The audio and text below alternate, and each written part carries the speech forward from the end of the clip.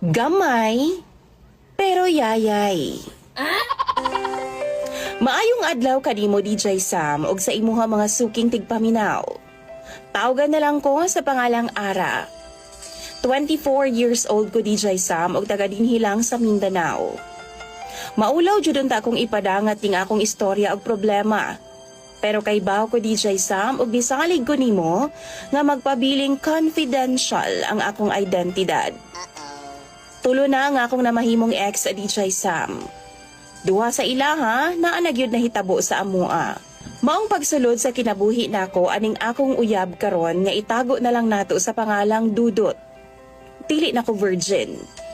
28 years old si Dudot DJ Sam. Ilado kay ni siya nga palakiro sa among lugar.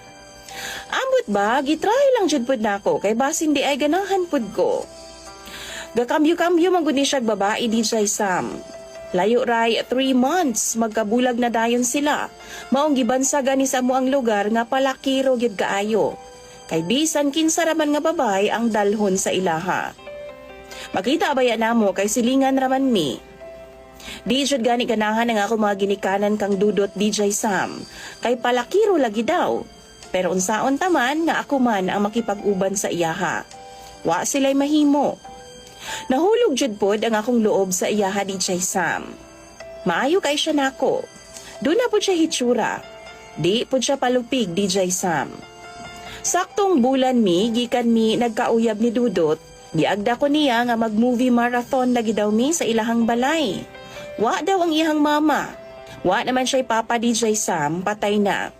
Ako pod ang akong mama ug papa ni adto sa sentro. Nangumpra kay do naman mitindahan DJ Sam ug ako mga manghod tuwa sa eskwelahan. Time gid kaayo para namong duha. Tuod man nagmovie kuno Jaime. Pero sama sa giasahan. Wa jud in taon mi kasabot sa gitan-aw namo kay gasige naman hinuog panguot si Dudot.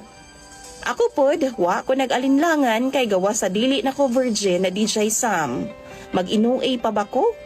Silingan na pod mi, sayon ra kayo tigbaso na si Dudot o galing man, magpabuang-buang siya kay naara mas unahan ang ilang balay. Naana pod mi saktong mga edad DJ Sam. Kurambos na jud mi, pero dihang mi karansa na si Dudot. Iyahan ng gihubo ang iyang purol DJ Sam sa kong atubangan.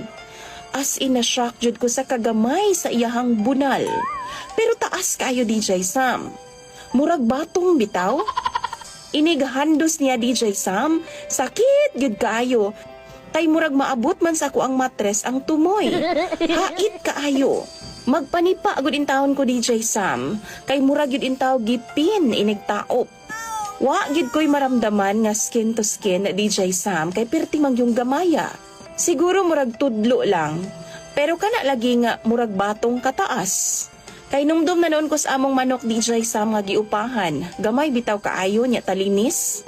Samtang gamaneho siya, sige jud in taon kog agay-agay DJ Sam.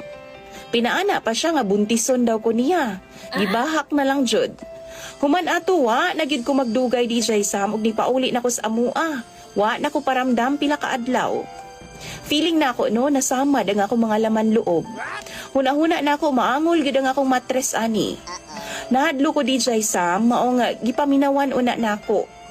Ang problema, kay silingan ra lagi mi, di nako malikayan ug muadto gyud si Dudot sa amua. Sige bayag halog-halog sa ako DJ Sam. Gusto kaayo nako siyang buwagan pero maluoy ko. Kay kung mo attempt na bitaw ko, murag muhumok man ang akong kasing-kasing. Uwagon baya kaing dako DJ Sam magsigig panguot. Magpamiloy-miloy dayon sa iyahang mata. Pero dili na jud ko patiran niya DJ Sam kay perti na gyud na akong hadluka. Hashtag yung sakita ug haskang haita. Mamatay unya ako DJ Sam. Pero dili ko kaingon kay wa mampud ko'y rason. Alangan ingno na ako nga dili na ko nimo kay imong tabadidoy murag batong. Tabangi ko ninyo mga viewers be, unsay angay na kong buhaton. Siguro para ninyo katawanan ni. Simple ra kaayo, pero naglisod yun ko. Labi pa nga murag delayed ko karon og mas nabalakap ako kay basin og nabuntis ko ni Dudot. Muasa ko sa inyong mga advice DJ Sam sa comment section. Imong follower og sender, Ara.